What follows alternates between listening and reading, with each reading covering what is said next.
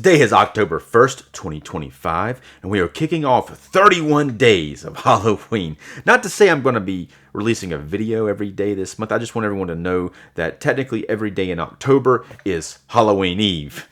I wish I could put out a video a day. That would be nice, but I don't even have time to watch a movie a day, and then I have to do the movie and record it and then edit it and all that. So we're not going to have time to do that, but I'm also producing a new episode of my web series, Ghost Killing Squad, a Halloween episode that hopefully by the end of this month you're going to be able to check out. But in the meantime, you can check out the one that we did last year. I'm going to put a link in the description below, and I'm also going to put a link at the end of this video of the last year's Ghost Killing Squad Halloween special. In this video, we're going to be talking about one of the best sequels to the 1978 film Halloween, and that sequel is none other than Halloween 4, The Return of Michael Myers. This is a Scream Factory release. Now, I am going to point out that Imprint has announced they're putting out a really badass collection, box set collection of the first 5 Halloween films, and it looks like this. You see, and it's got like a jack-o'-lantern, and on the back, in the back side of it, the movies go into there. Now, this, on top of all of this awesomeness, which, by the way, that's really overpriced. It's way over the top with the price, but it is a cool set.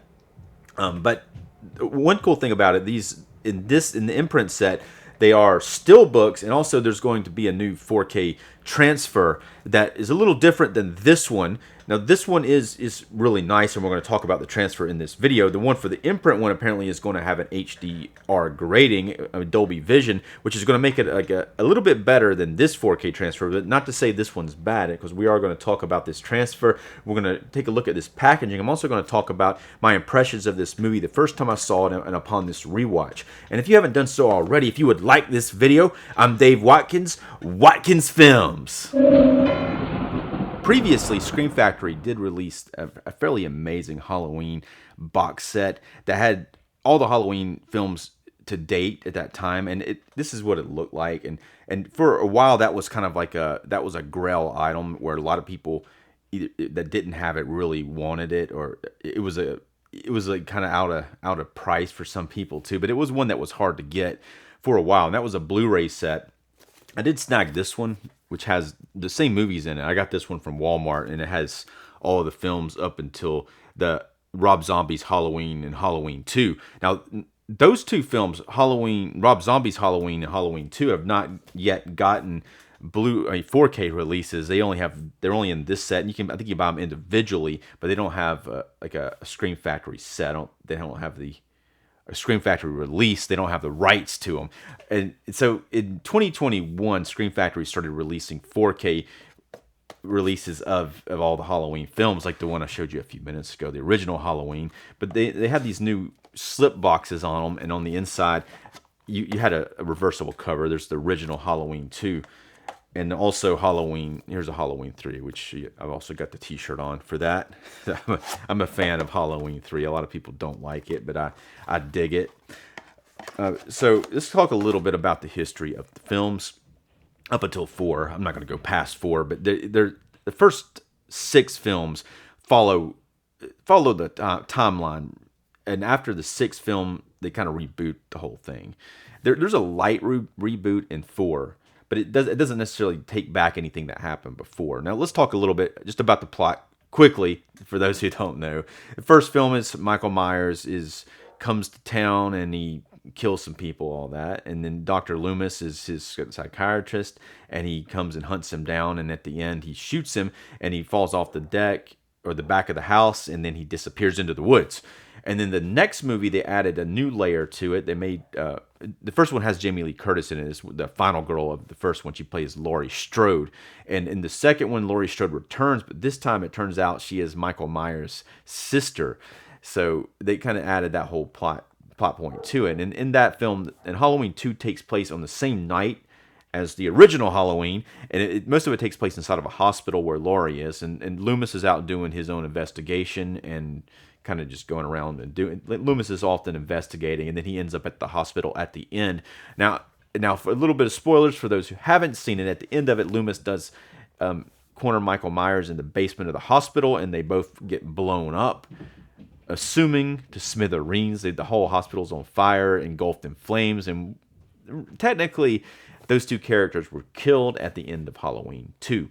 Now, following that, they didn't want to keep going the route of Michael Myers, a serial killer, coming back every time and stalking people and telling the same story again. So they went for this new thing, the Halloween 3, which was this is kind of an almost set in an alternate type of place where this is about a mask factory and this evil guy working in this mask factory who's putting out these masks that's going to kill all the kids on Halloween, and so there's like some robots in it, and it's not, a lot of science fiction in this one. Now, I'm not selling this clearly. I think this one's awesome. I had a lot of fun with it, and Tom Atkins has a very amazing mustache in the film, but following that didn't do very good. People wanted Michael Myers back. So in 1988, they went ahead and they're like, all right, fine. We're going to do another one, Michael Myers. Not only are we going to bring Michael Myers back, we're going to bring Dr. Loomis back as well. Apparently, they both survived the explosion. Now, in the film, Dr. Loomis does have some scars on his face and on his hands. Michael Myers as well. He's all bandaged up. So that's where we're at the beginning of 4. And at the beginning of the film, Michael Myers they got him in a hospital and he's been comatose, and then they put him in the ambulance, and suddenly he comes back to life and kills the ambulance driver. I think he sticks his thumb into the guy's face, and then the ambulance wrecks, and some of it happens off screen. Apparently he kills everybody in the ambulance and escapes, and he's heading back to Haddonfield. He wants to go kill Laurie Strode, but as it turns out, Jamie Lee Curtis did not want to return for this film, so she's not alive anymore in this timeline. She later on in H2O comes back for the first time, and then they kill her off again in Resurrection, and then she comes back in the kind of rebooted universe of the Halloween movie, I think from 2018. But back to Halloween 4. Instead, so we don't have Laurie Strode, the protagonist. Instead, we have her daughter in this one, named Jamie Lloyd, played by Danielle Harris. The character, I believe, is about 7 years old in this film, 7 or 8. Here, Danielle Harris plays this character really soulful and almost like someone older. She's clearly very young. She looks like a kid, but she's got a decent amount of screen time here, and she's really the protagonist. Her and her new stepsister named Rachel, played by Ellie Cornell, I think's her name. So those two are the main characters of the film that Michael Myers eventually starts to stalk throughout the film. It is, in many ways, once it gets into it, it does kind of follow the same kind of plot a little bit as far as like Michael Myers coming and stalking people, but it does amp up. It amps the violence up, or amps up the death some, but the violence here is not. A lot of it happens off screen, and it doesn't show a lot of gore. There's a couple of instances where you see something, but most of the time you don't see that much. It's like they were holding back. Maybe they couldn't do it because of censors. During the first 30 minutes, Loomis comes to the hospital. He shows up, and he's like, "Where is Michael Myers?" And they're like, "Oh, we brought him somewhere else." And then he finds out that he escapes, and he goes to where the ambulance is wrecked, and he's to the crime scene, and he walks in the water, looks in there, and then after that he goes to a gas station nearby, and at that gas station Michael Myers has killed a mechanic and stolen his coveralls that he wears, and then it's a pretty cool scene at the gas station, and several people are dead, and then he busts out of the garage with a truck. Dr. Loomis shoots at him, and then the whole gas station explodes. So that's a pretty cool sequence. And then eventually, as we get further into it, I'm not going to go over the whole plot, but you kind of get the gist of it. It is, I do like this one. Like I said, it is one of the better sequels. It does kind of follow some of what happens before, and I think that when you get into 6, they did kind of get a little bit more extreme with the violence. And I like when it gets a little more graphic. Some people might. To me, this almost feels like a little bit of an edited television version. They're really holding back on some of the deaths that they could have went a little further with, but it still has a lot of suspense in it, has a lot of build up, and Michael Myers does some crazy stuff in this one. He kills a lot of people. He actually goes into the police station and kills, I guess, most of the cops in the police station. This all happens off camera. You don't get an awesome police killing thing like you get in Maniac Cop or in the Terminator. You don't get that scene. They just come in and see the aftermath of it. The sheriff, they have a new sheriff in town played by Bo Starr, and Loomis teams up with him and for a lot of the time of the movie. Again, let's not I don't want to beat the plot to death. Let's go ahead and take a look at this packaging. Now this does have a rigid slip box on it. Now if you order this now, I think you can still get a slip cover. It's a little different than this. Instead of a slip box, it's a slip cover with this artwork on it in some instances. And sometimes you might just end up with only this, with no slip cover at all. So rigid slip box, and on the inside of this we have two discs. We have a 4K and a Blu-ray. Now the Blu-ray here, it does have the same transfer as the 4K, so it's very similar, and it's kind of hard to tell the difference. Now I did look at the Blu-ray in this other box set that I have. I did compare it to this, and it does look a lot better than this. Not to say that it looks bad here. You just see, really the biggest thing you're going to see is more detail, more sharpness. There are some shots occasionally in this thing that are a little soft focus, a little sharper in the 4K, even though you can't, like, without an AI fix, you can't like completely fix soft focus. On the inside of this case, there is a reversible artwork here. Now this is the original artwork for the poster, which I dig. I dig that okay. You know, it's the new one doesn't. I mean, it does add something. You got like this ghost and all this fall stuff going on, but I like both of them. Now let's go read a little bit about the special features. It says new 2021 4K scan of the original camera negative, new Dolby Atmos mix. And has, other than that, it's got some audio commentary with the actors Ellie Connell and Daniel Harris, and there's audio commentary with the director Dwight H. Little and author Justin Beeham. And then on the Blu-ray, there's a little bit more stuff. It says the making of Halloween 4 Final Cut, and there's got the making of Halloween 4 Horror's Hallowed Grounds, a look at the film's locations. And there's a trailer and some other little things like that. So the Blu-ray's got more special features on it than the 4K. The 4K doesn't have any new special features that weren't in that original mix of when they put out the original Blu-ray. The important thing about this is it is a new 4K scan of the original camera negative. That means they were able to get the original camera negative, and they probably did some additional grading. I will say, upon watching the film, it looks really good. This film, especially the first maybe 30 minutes of it, there's a lot of daytime scenes, which in all of that looks very pleasing, very fall-like. Even Loomis has some crazy burn makeup on his face. It doesn't look that. I mean, it looks okay. I'm not necessarily unconvinced by it, but it's there, and sometimes it looks worse than other times, and maybe in 4K you see more details of that.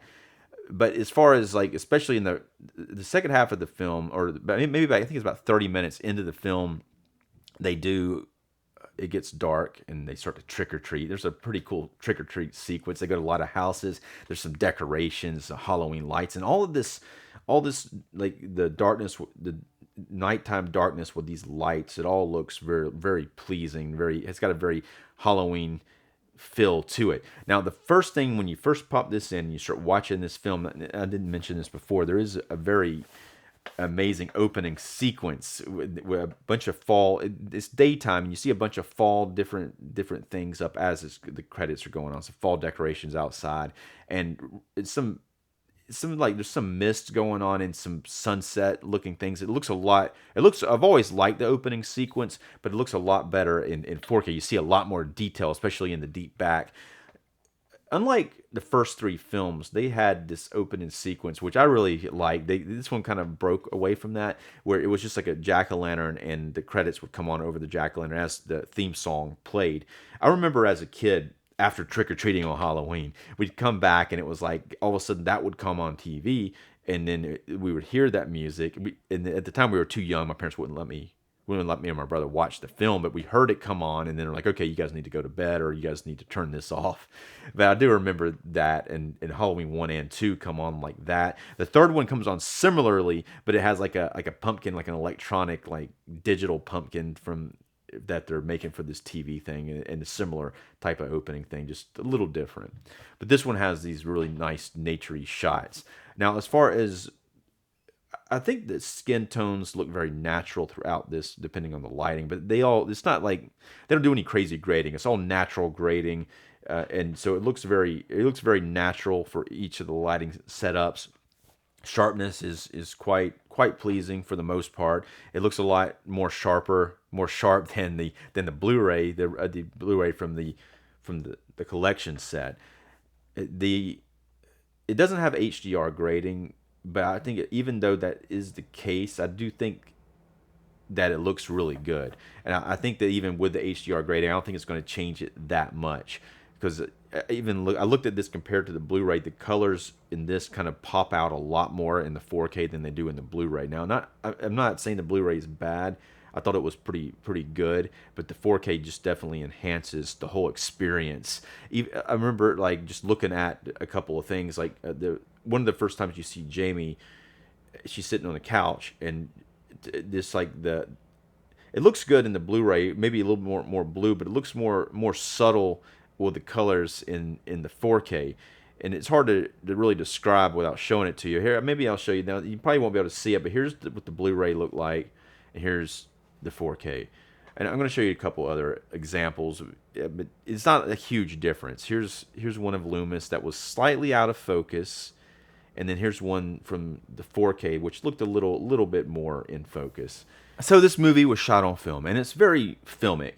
And for the most part, you don't notice that film grain. I could think of a few scenes. There's one where Dr. Loomis is out investigating the ambulance, and you do see more film grain, especially in the wider shot of that particular scene. But for the most part, while you're watching this movie, it's not distracting at all, and you hardly notice the film grain, and it's very tightly resolved, and you want it to be there because that preserves the fine detail within the film. In the darker areas, which there are quite a lot of them in this movie, the black levels are very deep, and you don't see.